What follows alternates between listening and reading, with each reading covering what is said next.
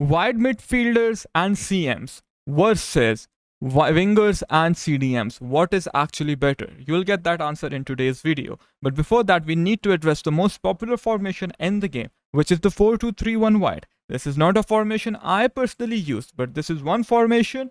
If you struggle at this game, you cannot go wrong with this formation. Just copy these tactics. Pretty straightforward. Advanced forward, playmaker balance, deep lying build up on the CDMs, wingers being inside forward, fullback defend, sweeper, keeper balanced. But guys, what I'm about to show you is without a doubt the most attacking, the most fun and creative tactics you can use right now in the game, as well as being, of course, very meta. Not those stupid tactics you see on TikTok. Balanced high, this is what we use. You can have the code over there as well. Now that we have discussed the most popular formation, it is time to move on to the formation I love, and I play this formation all the time. Last time I showed you this formation, I was using holding and box to box. So one of my CMs was holding, the other one was box to box. Usually I would run deep lying build up. That is definitely very balanced. Why? Because it allows you to do recycles. Okay, recycling means going in the wings and then coming back. So this is how it looks when you're on the ball. Now guys, you need to understand we have a triangle between CMs and cam. That is why this formation is so overpowered. The way the meta is this year, if you have playstyles such as incisive, long ball, pink pass, tiki taka, with the cam, these passes to the strikers and the wingers are really overpowered. So you can go from the CM into the cam, into the striker, or to the wingers. But what happens when you're playing good players? This becomes repetitive. You do it a couple of times, and the third time they know how to actually stop your attacks.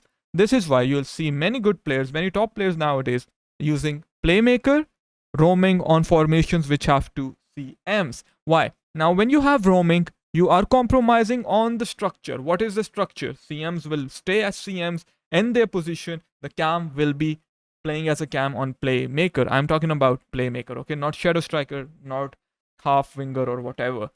So that gives us structure. But having structure against normal players, against average player, good players, is fine. But when you play top players, or when you play someone who's better than you, even if you, let's say, div 3 and you play someone div 1, it will be easier for him to predict your attacks. So when you are using roaming, they make creative runs, they are more creative, and you have more passing options, and it is high. The AI movement from the CMs and the cam, when all three of them are set to roaming, is better as compared to, let's say, build up or playmaker attack. Now, like I said, everything comes at a cost. It is more offensive, more creative, but that means you can concede more counter attacks, and while building up, maybe you lose the ball when your players aren't in their normal positions and you aren't used to it. So this might take you some games, might take you 5-10 games to get used to, but once you're used to it, you will have some success. Now, not some success, a lot of success. Now, LM inside forward, I prefer one as a winger. Why? Because when both are inside forward, that is the most obvious choice. I'm not saying that is bad, but when both of your LM and RM are playing as inside forwards, what happens is that it becomes a little bit too saturated in the midfield. This is why I always tell people this is why I always tell players, the way this game is, the middle is gonna be clogged. That is hyper motion for you. That is why you need to take the ball in the wings and then come back into the midfield. A player playing as a winger helps you do that. This is why you want to involve, regardless of the formation you're playing, you want to trigger your fullbacks to make a run. When your fullbacks are joining you and helping you in attack, you will have a lot more overlapping options to create a 2 versus 1. So without a doubt, this is the best 4-4-1-1 in my opinion. Balanced high, you can use aggressive as well.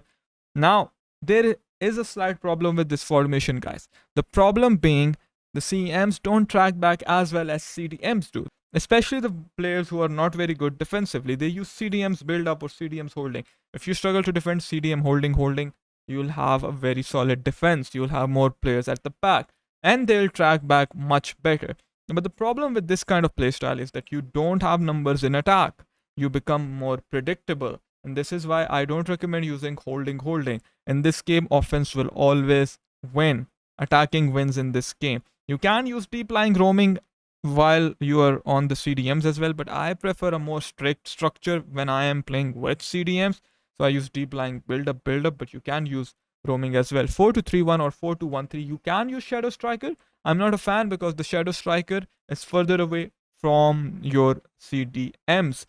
In this formation, I can use LM and RM. Why? Because I'm playing with CDMs, not CMs. CDMs tend to stay back as compared to the CMs, and it is not as saturated in the attack. Balanced high, it's pretty good. You cannot go wrong with it.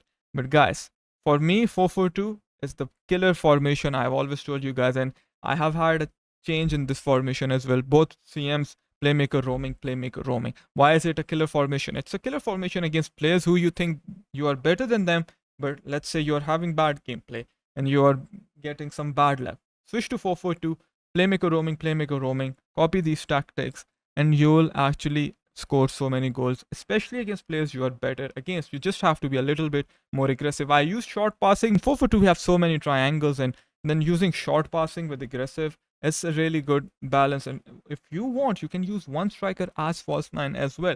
You don't need goofy tactics to succeed in this game. What are goofy tactics? You know what are goofy tactics. You have seen them. Stick to what works. We know what works. We know deep lying playmaker is good. We know playmaker is good. We know box to box is good. We know holding is good. We know fullback defend is the best option. So why should we use wingback support? Just to be different for the sake of it? No, we don't have to do this kind of shit. Stick to what works. Practice it, practice it, practice it. Remember, tactics will never magically make you better, but if you stick to a formation for 2 weeks, you will master that. Once you have mastered that formation, you'll have more success.